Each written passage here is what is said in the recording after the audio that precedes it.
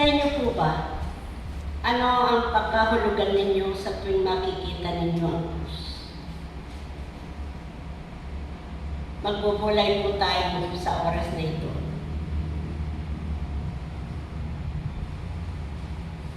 Para sa akin po, may share ko lang po sa sarili kong experience na po.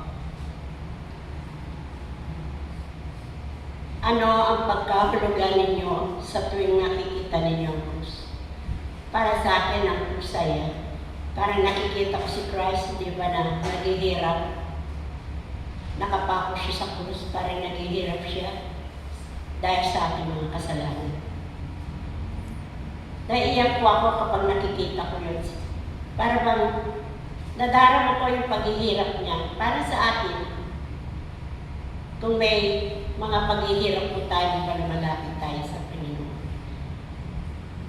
Ang ibig sabihin po ng krus para sa akin, tinubos na po tayo sa ating mga kasalanan ng ating Panginoong Jesucristo. Binago niya po tayo sa ating mga kasalanan. At pinababalik po tayo sa Kanya para lumakas sa ating pananampalataya.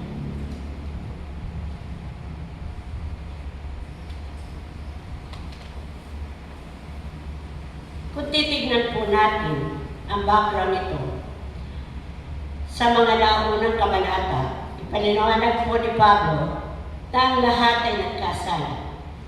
Walang sino man ang naliligtas sa sariling gawa. Ngunit sa Roma 5, ipinapakita po nito ang bunga ng ginawa ni Kristo sa krus. Ito po ay nagdulot sa atin ng kapayapaan, ng pag-asa na wagas sa pag-ibig at pagkakasundo. Tignan po natin ang ilang bagay na naisituro nito sa ating panahon. Una po, sa Roma 5:1-2, sapagkat napawalang sala na tayo sa pamamagitan ng ating pananampalataya, mayroon na tayong kapayapang ugnayan sa Diyos sa pamamagitan ng Panginoong Jesucristo, sa pamamagitan ng pagsampalataya kay Kristo Jesus. Tinamasa na natin ang kagandahang loob ng Diyos at tayo ay nagagalak dahil sa pag-asa tayo makakabahagi sa Kanyang kalwalhatian. May kapayapaan tayo sa Diyos. Yamang tayo ay inaring ganap sa pamamagitan ng pananampalataya, tayo ay may kapayapaan sa Diyos. At tanong po sa atin, sa bawat isa sa atin, ano po ba ang ibig sabihin na inaring ganap? Pinatawad at ginawang matuwid. Hindi dahil sa ating gawa, kundi dahil kay Kristo. Dahil po ng Panginoon na tayo po ay magbalik loob sa Kanya, dahil ito po ang panahon ng pagsisisi. Sino po ang nais magbalik sa Panginoon? Kapatid, oras na po ito, isuko po natin ang bigat ng kasalanan na nagawa mo. Hindi man po natin ito kwento, alam ng Panginoon po ito. Ikalawa po, kung nais po natin magbalik sa Diyos, tanggapin po natin ang kapatawaran at magpatawad din po tayo. Mas masarap po ang mamuhay ng merong malayang puso. Yung walang bigat sa puso dahil ikaw at ako ay nagpapatawad. At kung nais po natin bumalik sa Panginoon, mamuhay po tayo na may katiyakan ng biyaya. Ito po ay hindi natin pinaghirapan, subalit ipinigay ng Panginoon. Dahil ikaw ay sumampalataya na mumuhay sa anaysin ng Diyos. Kung titignan po natin ang krus ay hindi simbolo ng pagkatalo, kundi simbolo po ng pagkakasundo. Kaya sa mga hindi pa nagpapatawad at hindi na po nagkakasundo, panahon na po na tayo ay magpakumbaba, na tayo ay makipagkasundo para sa Panginoon. Ang mahalaga tanong po ngayon, May mga kasalanan ka ba na hindi mo pa iniharap o hinihingi ng kapatawaran sa Diyos? Panahon na po upang humingi ng kapatawaran. Mari po ba tayo yuko at sabay-sabay po tayo humingi ng kapatawaran at tayo ay manalangin. Diyos namin makapangyarihan sa lahat.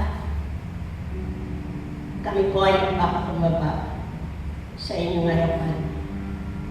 Kung meron po kami mga nagawang pagkukulang o kasalanan sa inyo, Panginoon, patawarin niyo po kami at inilalapit po namin ito sa inyo. Panginoon, kung wala ka sa aming mga buhay, hindi po namin magagawa magpatawad sa nagkasala sa amin. Tulungan mo po kami ng bawat isa sa amin na isuko na namin ang aming kasalanan sa inyo, Lord. Patawad po. Ito po ang aming dalangin sa pangalan ni Jesus. Amen. Kumusta po sa pakiramdam na tayo ang pinatawad ng Panginoon? Nawa po ay baguhin po tayo ng Diyos at ang ating puso. Sa verse 10 po, hindi lamang yan, pinagagalak din natin ang mga kahirapan ng ating tinitiis. Dahil alam natin ito ay nagbubunga ng pagkatyaga. At ang pagkatyaga ay nagbubunga ng mabuting pagkatao. At ang mabuting pagkatao ay nagbubunga ng pag-asa. Nagagalak pati sa kabigatian. Mari po ba natin tanungin ang ating mga katabi? May pinagtitiisan ka ba sa iyong buhay?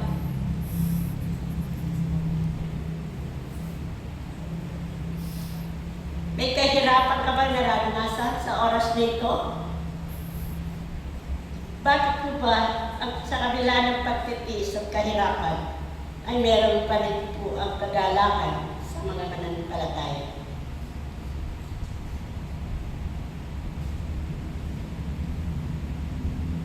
Bakit po?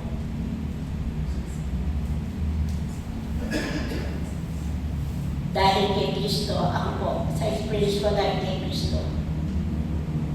Ngayon na yun. Nagagalak po ako sa paglilingkod sa Kanya. Dahil nagtiwala po ako at sumunod sa Kanyang kagustuhan. Yun po, hindi ko na po pakabay. Yun lang po ang aking mag-i-share sa inyo.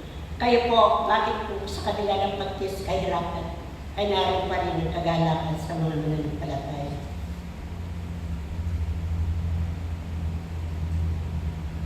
Noon po kasi, ang kagalakan na hindi nakabase sa sitwasyon, na ibang-iba po ang panahon natin ngayon. Ang isang tao, Kristiyano, kung ngayon ay laging nakatingin sa material na bagay at mga pansamantalang sitwasyon. Subalit ang mga Kristiyano noon ay hindi dahil lalo po silang nakatuon sa ginagawa ng Diyos sa pamamagitan ni Kristo. Ibig po sabihin, ang Kwaresma po ay panahon ng sakripisyo at disiplina.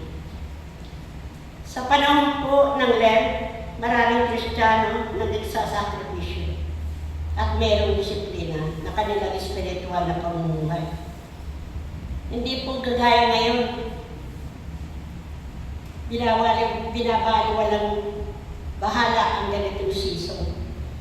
Dahil hindi po ito parusa, kundi pa naman ito ay isang sakripisyo at disiplina.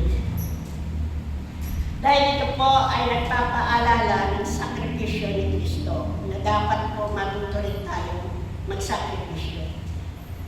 Hindi gawin ang ginawa ng Panginoon doon sa krus, bagkos bago ito magsakripisyo sa ibang paraan.